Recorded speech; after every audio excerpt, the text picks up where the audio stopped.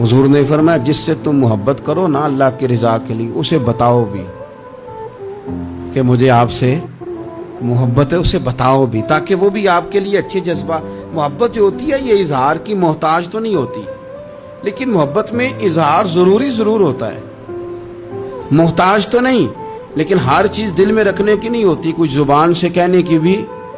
ہوتی ہے، کچھ کہنے کی چیزیں بھی ہوتی ہیں، اور وہ کہہ بھی دینی چاہیے، لیکن اتنی ہی کہنی چاہیے جتنی ضرورت ہو، 2 4 5 قدم آگے بڑھ کے نہیں، اس میں بھی تکلف آ جاتا ہے، تصنع آ جاتی ہے، بناوٹ آ جاتی ہے۔ اور اگر محبت اخلاص والی ہو، پیار والی ہو، عقیدت والی ہو، تو حضرت ابو ذر غفاری نے تو کہا تھا یا رسول اللہ اگر بندہ کسی نیک بندے سے پیار کرے، نہ اس سے مل سکے، نہ اس طرح کے کام کر سکے، پھر بھی کوئی نتیجہ نکلے گا، تو حضور نے فرمایا پیار خالص کرے، اللہ قیامت کے دن دونوں کو جمع فرما دے گا۔